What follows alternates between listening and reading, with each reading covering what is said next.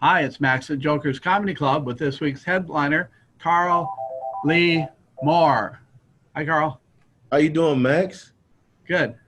So, things are hectic around here. It's like 105, and Oh, wow. Yeah, I looked it up to see because got to make sure I know what to wear.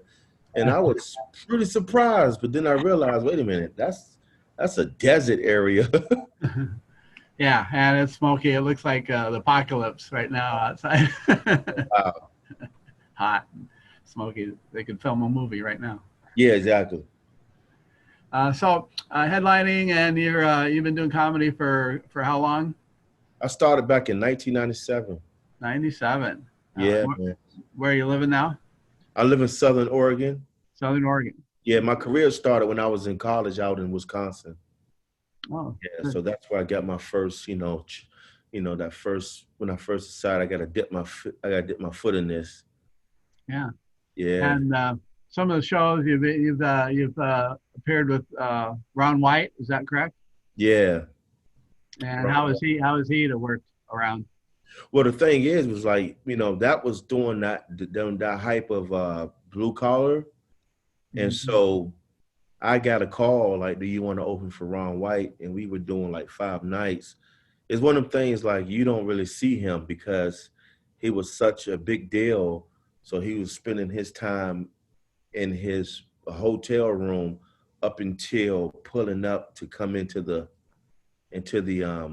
venue to perform because it was such a big deal. Like every show was sold out and packed.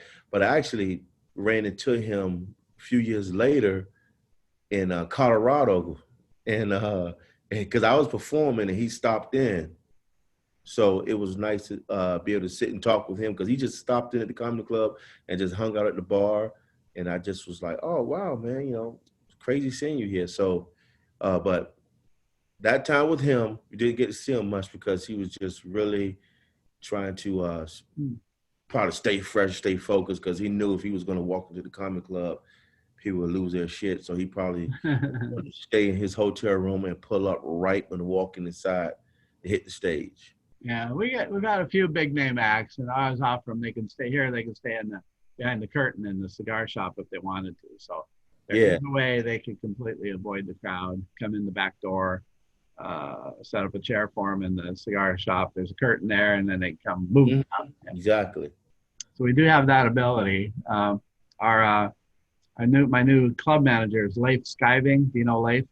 You ever? Oh my gosh, I love that dude. Yeah, yeah. He's That's my got buddy, man. his alter ego. Yeah, he moved to Tri Yeah. Cities, and so I'm having him help me out. So he can run the club, and then if he has a gig, then I'll go ahead and run it for the Friday. We're just doing Fridays and Saturdays now. But Yeah, that's a smart move because Leif, he knows his stuff. And I'm the same way because I actually have me a comedy club here where I live. oh, okay. And Leif is one of my headliners that comes out and works it. But that's a good move, man, because it's nothing like having a comic who understands what it means from the beginning to the end, Hmm. how things should be and what will work for, benefit of the comics, benefit of the crowd and the venue. So I think that's a great idea. And I love that guy and he loves stand up and he understands, Yeah, what it means to a comic. yeah.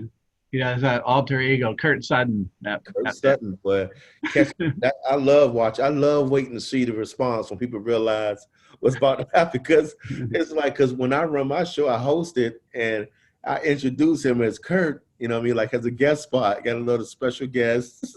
And then he goes up there and does that, and next thing you know, it's Swish, and just like, oh, that was pretty cool. It was like, Yeah, no, that's a good act. yeah, He's already done something good when he does the announcements. He does them through the music. I've never done that. So yeah, when I start the show, I play the music and then stop it and then make my announcements and stuff like that and bring up the headline. He keeps the music going and just brings it down a little bit. yeah. And I have to admit, it's better. I like it better than the way I do Yeah, it. that's a good thinking, man. And that's smart that you allow yourself to have somebody come in and do it different, add a little something to it that, you never thought about and that actually can work better. That says a lot about you. So appreciate that. So just in general, we'll finish it up. Your comedy, is it life history, or you're not a one-liner, right? You do more uh, stream of consciousness stories kind of thing, or Yeah, I'm a variety. You know what I mean? I got the one liners, I got the stories, I got the crowd engagement. I got the so I just got a pretty good repertoire just for me to be able to be me and keep the crowd engaged and make sure they feel like, it's funny and having a good time. You know what I mean? Because I Mhm. have an agenda. My agenda is to make them laugh and have a good time. You know Okay. what I mean? So I was watching some comic the other day was talking about want to be informing and enlighten people. I'm like, I don't, I don't give a damn about all that. It's like, They can read the newspaper. yeah, they can read the newspaper. They can they can connect with their spiritual guru or whatever they want to do. It's like, I ain't into all that. You know what I mean? I can make fun of us, and that might be a little bit enlightening and stuff. But I'm like, no, that's not my agenda. My agenda is just to laugh and have a good time, just be like straight stupid. You know what I mean? Be Right. stupid with it and be like, yeah, let's just have fun. We all adults. We out tonight. So, folks, don't want to miss this week's headliner, Carl Lee Moore, and come out and we'll just have fun. Friday Yeah, and Saturday at 8 o'clock. yes, because I got my little brother with me, Ty Boyce. He's gonna be the feature act. Oh, That's my little great. brother, loving to death, and 'cause, me and him are working on a lot of other projects and doing shows together. So it's gonna be a good time, and I really think people should come out and see it. Because I'm gonna tell you, Max, your club is a lot of people love your club. A lot of comedians who see us, like when guys see the shows advertised, Uh-huh. we hit each other up and we talk about it. And we're like, oh man, you were at Jokers. And a lot of comics love Jokers and enjoy it, man. And so I want the people to understand that when comics are coming through, it's not because we don't have anything to do, it's because we want to come to Jokers because we love Jokers. You know what I mean? That room is just amazing. Like the first time I came out there, or the second, I brought my kids with me Oh, yeah. because it was like, you know what? Daddy can go in here and do some dick jokes, and y'all can go over there and bowl and have a good time, and we'll meet in the middle. It was like, so Jokers is a favorite, and I don't think people should underestimate what that club means to comedians and why we want to come there. So they got to come out and enjoy it the way we want to enjoy it. Great. Well, Yeah. thanks, Carl. And we'll see you Friday. See you Friday, guys. Peace.